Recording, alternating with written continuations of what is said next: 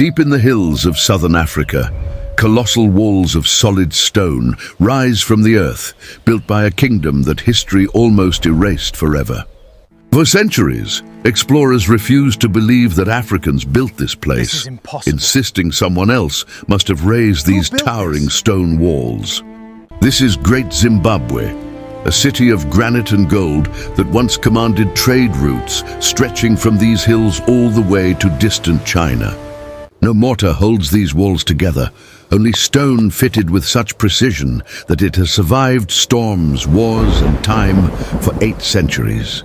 Today you will walk through its rise, its golden age of unimaginable wealth, and the mystery that still surrounds its sudden final abandonment. Around the 11th century, cattle herders settled these granite hills, drawn by fertile soil, natural defenses, and nearby water sources. They discovered something extraordinary beneath their feet, veins of gold running through the rock that would soon transform their entire world.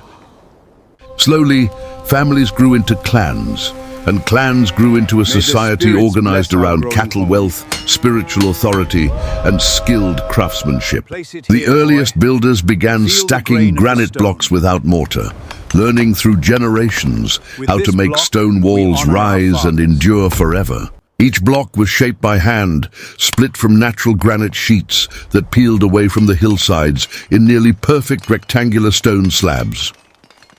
As wealth accumulated from cattle and gold, a ruling class emerged, one powerful enough to command thousands of laborers for many generations. By the 13th century, this settlement had transformed into something unprecedented in the region, a true city carved from living rock. Word of the wealth hidden in these hills began traveling outward, carried by traders moving along ancient paths toward the distant seacoast. At its height, Great Zimbabwe sprawled across nearly 1,800 acres, home to as many as 18,000 people living within its walls. The Great Enclosure dominates the valley below, its outer wall stretching over 800 feet, standing taller than 30 feet in places. Inside its curving passageways, narrow corridors wind between towering stone walls, deliberately designed to control movement and guard secrets. A mysterious conical tower rises within the enclosure, its purpose still debated, perhaps a symbol of grain stores, power, or fertility itself. On the hill above, the hill complex once housed the ruling elite, its walls woven directly into massive granite boulders like living architecture. Wooden palisades once topped these stone walls, now long vanished, while decorative chevron patterns still trace along certain surviving sections. Smoke from countless hearths would have drifted over the valley each evening, rising from clustered huts built from clay, timber, and thatch. This was not one building, but an entire civilization in stone, workshops, royal courts, cattle pens, and homes woven into a single landscape. By the 14th century, Great Zimbabwe stood at the center of a trading network, reaching across oceans most of its people would never see.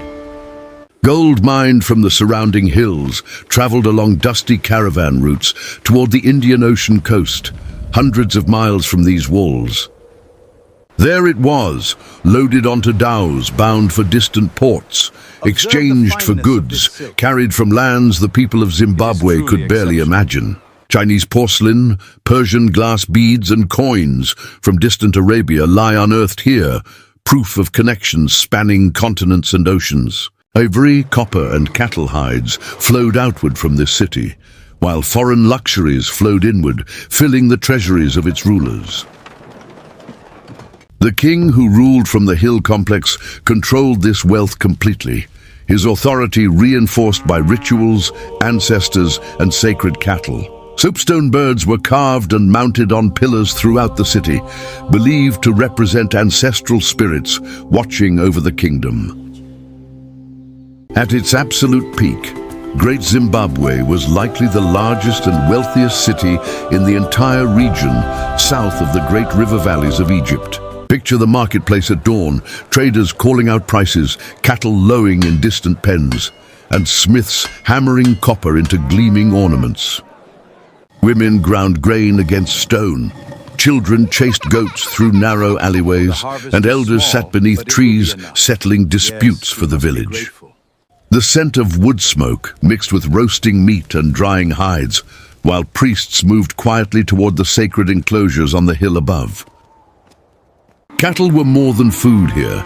They represented status, marriage alliances, and spiritual connection to ancestors who watched from beyond. Skilled artisans worked iron into tools and weapons, their forges glowing through the night as sparks scattered across the darkened valley.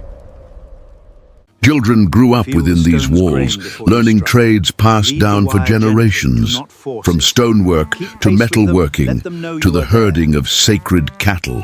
At night, drumbeats and voices would rise from gatherings near the Great Enclosure, echoing off stone walls built centuries before their birth. For nearly 300 years, this rhythm of life continued, generation after generation living, trading and building within these walls. Then sometime in the 15th century, the unthinkable happened.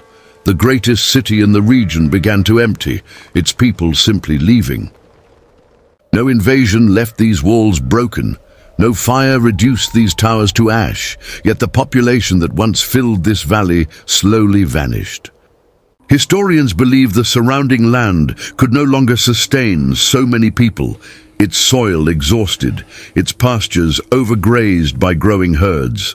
Others point to shifting trade routes, as gold and ivory began flowing through new networks that bypassed these ancient stone walls entirely.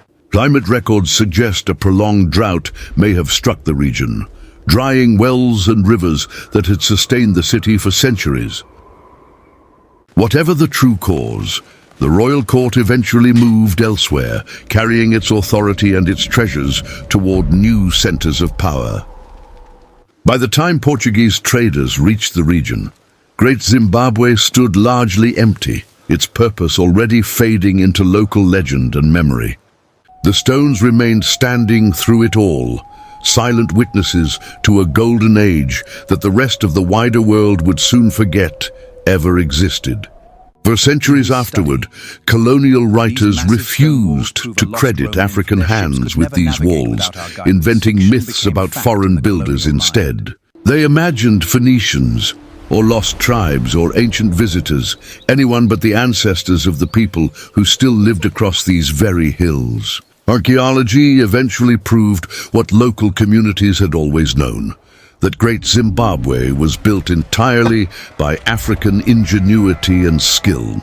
Today, the ruins stand protected, a national symbol so powerful that the modern nation of Zimbabwe took its very name from these ancient walls.